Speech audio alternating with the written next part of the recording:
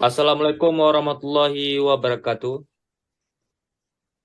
Kami dari kelompok 7 mata kuliah Etika Profesi untuk membahas jenis-jenis profesi di bidang IT serta deskripsi kerja profesi IT, standar profesi ACM dan IEEE, standar profesi di Indonesia dan regional. Sebelum masuk ke materi, saya ingin memperkenalkan diri. Nama saya Lutfi Hamdi, serta 4 teman saya yaitu Walad Hidayat, kemudian Mutia Rahma, kemudian Evi Aryani, dan terakhir Fatia Naura. Selanjutnya, kita akan menjelaskan jenis-jenis profesi di bidang IT yang dibacakan oleh Fatia Naura. Kepada Fatia Naura dipersilahkan. Yaitu jenis-jenis profesi di bidang IT. Berikut ini merupakan aneka profesi di bidang IT yang perlu kamu ketahui jika ingin berkecimpung di bidang pekerjaan IT atau teknologi informasi. Yang pertama yaitu programmer adalah orang yang membuat suatu aplikasi untuk klien atau user, baik untuk perusahaan, instansi, ataupun perorangan. Bertugas untuk membuat program baik aplikasi maupun sistem operasi dengan menggunakan bahasa pemrograman yang ada. Kualifikasinya yaitu menguasai logika dan algoritma pemrograman, menguasai bahasa pemrograman seperti HTML, Ajax, CSS, JavaScript, C++, Heavy, PHP, Java, Ruby, dan lain-lain. Yang kemudian yaitu memahami SQL dan menguasai bahasa Inggris IT. Kedua yaitu IT support. IT support merupakan pekerjaan IT yang mengharuskan seseorang bisa mengatasi masalah umum yang terjadi pada komputer seperti install software, perbaikan hardware, dan membuat jaringan komputer. Profesi ini cukup mudah dilakukan karena bisa dilakukan secara otodidak tanpa memerlukan pendidikan khusus. Bertugas yaitu install software, memperbaiki hardware, dan membuat jaringan. Ya, kualifikasinya yaitu menguasai bagian-bagian hardware komputer dan mengetahui cara install program atau aplikasi software. Kemudian menguasai sejumlah aplikasi umum sistem operasi komputer. Yang ketiga yaitu software engineer adalah mereka yang memiliki keahlian untuk memproduksi perangkat lunak mulai dari tahap awal spesifikasi sistem sampai pemeliharaan sistem setelah digunakan. Bertugas merancang dan menerapkan metode terbaik dalam pengembangan proyek software. Kualifikasinya yaitu menguasai keahlian sebagai programmer dan sistem analis, dan menguasai metode pengembangan software seperti RUP, Agile, XP, Scrum, dan lain-lain. Keempat, database administrator, yaitu mereka yang memiliki keahlian untuk mendesain, mengimplementasi, memelihara, dan memperbaiki database.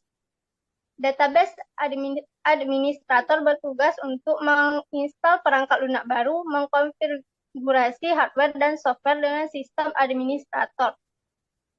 Kemudian mengelola keamanan database dan analisa data di database. Kualifikasinya yaitu menguasai teknologi database seperti Oracle, Sysbase, DB2, MS Access seperti sistem operasi. Kemudian menguasai teknologi server dan storage. Kelima, web developer adalah mereka yang memiliki keahlian untuk memberikan konsultasi pembangunan sebuah situs dengan konsep yang telah ditentukan. Bertugas untuk menganalisa kebutuhan sistem, merancang web atau situs atau yaitu desain dan program. Kemudian mengaktifkan domain dan hosting, dan pemeliharaan situs dan promosi. Kualifikasinya yaitu menguasai pemrograman web dan menguasai pengelolaan database, kemudian mengerti domain dan hosting, dan menguasai sistem jaringan.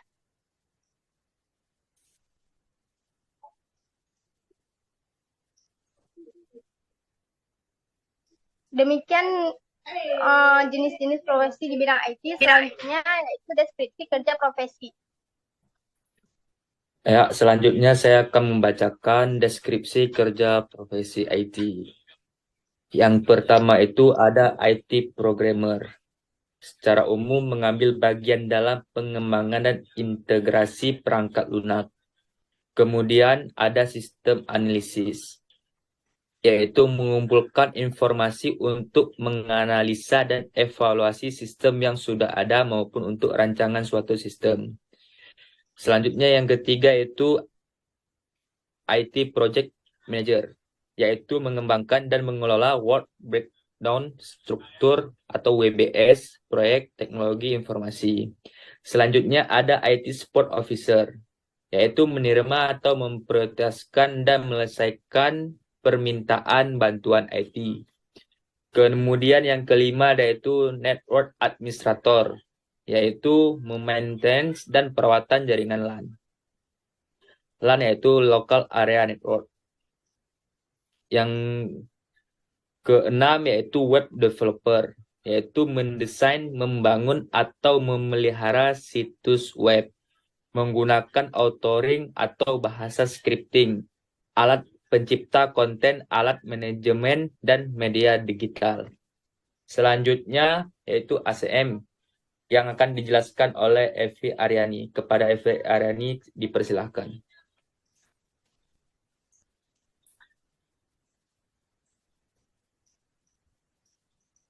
Selanjutnya ACM, singkatan dari Association for Company Mechanics atau Asosiasi untuk Permesinan Komputer, adalah sebuah serikat ilmiah dan pendidikan komputer pertama di dunia yang didirikan pada tahun 1947. SIG dan ACM mensponsori konferensi yang bertujuan untuk memperkenalkan inovasi baru dalam bidang tertentu. Tidak hanya mensponsori konferensi, juga pernah mensponsori pertandingan catur antara Garry Kasparov dan komputer IBM Deep Blue. Pesaing utama ACM adalah IEEE Komputer Sovieti. Perbedaan antara ACM dan IEEE adalah ACM berfokus pada ilmu komputer teoritis dan aplikasi pengguna akhir. Sementara IEE lebih memfokuskan pada masalah-masalah hardware dan standarisasi. Cara lain untuk menyatakan perbedaan yaitu ACM adalah ilmuwan komputer dan IEE adalah untuk insinyur listrik. Meskipun subkelompok terbesar adalah IEE, komputer Sovieti. ACM memiliki 4 board, yaitu publikasi, SIG Governing Board, pendidikan, dan badan layanan keanggotaan. Selanjutnya kita akan membahas mengenai IAAA, yang akan dijelaskan oleh Walad Hidayat. Saya akan menjelaskan IEEE, Institute of Electrical and Electronics Engineers, adalah sebuah organisasi profesi nirlaba yang terdiri dari banyak ahli di bidang teknik yang mempromosikan pengembangan standar-standar dan bertindak sebagai pihak yang teknologi dalam semua aspek industri dan rekayasa yang mencakup telekomunikasi, jaringan komputer, kelistrikan, antariksa, dan elektronika. Proses pembangunan IEEE standar dapat dipecah melalui 7 langkah dasar, yaitu yang pertama mengamankan sponsor, yang kedua yaitu meminta otorisasi proyek, yang ketiga yaitu perakitan kelompok kerja, yang keempat penyusunan standar, yang kelima pemungutan suara, yang keenam review komite. Untuk standar profesi akan dijelaskan oleh Mutiara Rahma. Baik, standar profesi di Indonesia dan regional. Chapter gabungan untuk masyarakat pendidikan, masyarakat peralatan elektron, masyarakat elektronik listrik, dan masyarakat pemroses sinyal atau Joint Chapter of Education Society, Electron Device Society, Power Electronics Society, Signal Processing Society. Departemen tenaga kerja berkeinginan untuk mengeluarkan standar kompetensi untuk teknologi informasi. IFKIN diharapkan memberikan sumbangan untuk formulasi standar kompetensi pada teknologi informasi dengan mengacu ke model regional atau model SRIC PS. Standar kompetensi yang akan diterapkan di Indonesia akan mudah dapat diterima dan disetarakan di negara-negara lain di region ini. Bagaimana juga, suatu persetujuan bilateral harus dicapai antara pemerintah kedua negara. Selanjutnya, mekanisme sertifikasi harus dikembangkan untuk mengimplementasikan standar kompetensi ini. Beberapa cara pendekatan dari negara lain harus dipertimbangkan. Selain itu, dalam pembentukan ataupun mengimplementasikan mekanisme sertifikasi, beberapa badan perlu dibentuk. Yang pertama, badan penguji. Yang kedua, panitia persiapan ujian. Yang ketiga, pelaksana ujian. Yang keempat, pelaksana akreditasi training center. Yang kelima, pelaksana resertifikasi. Dan yang terakhir adalah kerjasama antara institusi terkait koordinasi. Baik, untuk selanjutnya adalah contoh kasus. Saya serahkan kepada moderator. Selanjutnya bisa dijelaskan oleh Walad tentang contoh kasus sedikit. Di sini saya akan membacakan contoh kasus. Dunia perbankan dalam negeri juga digegerkan dengan ulah Stephen Haryanto yang membuat situs asli tetapi palsu, layanan perbankan lewat internet BCA. Lewat situs-situs aspal, jika nasabah salah mengetik situs asli dan masuk ke situs-situs tersebut. Identitas pengguna, user ID, dan nomor identifikasi personal atau PIN dapat ditangkap. Tercatat 130 nasabah tercuri data-datanya. Namun menurut pengakuan Stephen pada situs Master Web Indonesia, tujuannya membuat situs plesetan adalah agar publik memberi perhatian pada kesalahan pengetikan alamat situs, bukan mengeruk keuntungan. Persoalan tidak berhenti di situ. Pasalnya, banyak nasabah BCA yang merasa kehilangan uangnya untuk transaksi yang tidak dilakukan. Ditengarai, para nasabah itu kebobolan karena menggunakan fasilitas internet banking lewat situs atau alamat lain yang membuka ke link klik BCA, sehingga memungkinkan user ID dan PIN pengguna diketahui. Namun, ada juga modus lainnya, seperti tipuan nasabah telah memenangkan undian dan harus mentransfer sejumlah dana lewat internet dengan cara yang telah ditentukan penipu, ataupun saat kartu ATM masih di dalam mesin, tiba-tiba ada orang lain menekan tombol yang ternyata mendaftarkan nasabah ikut fasilitas internet banking, sehingga user ID dan password diketahui orang tersebut. Modus kejahatan ini adalah penyalahgunaan user ID dan password oleh seorang yang tidak punya hak.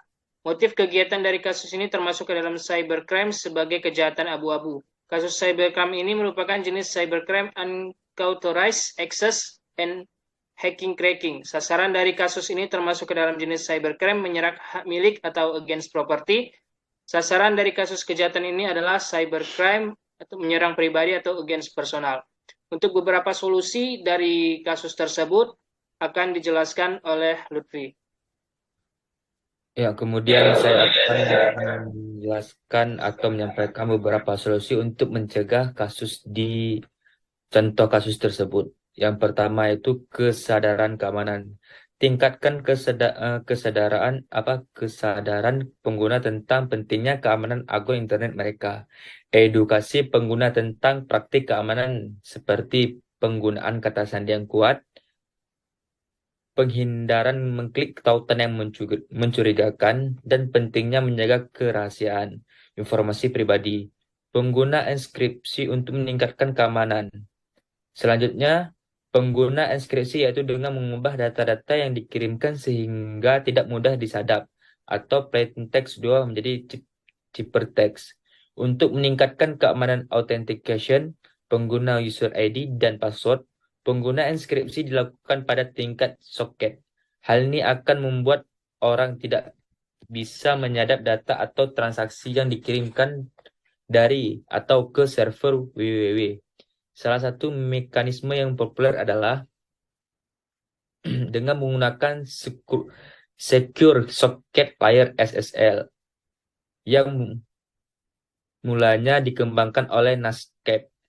Selain server www dari Netscape, server www dari Apache juga dapat dipakai karena dapat dikonfigurasi agar memiliki fasilitas SSL dengan menambahkan software tambahan seperti OpenSSL.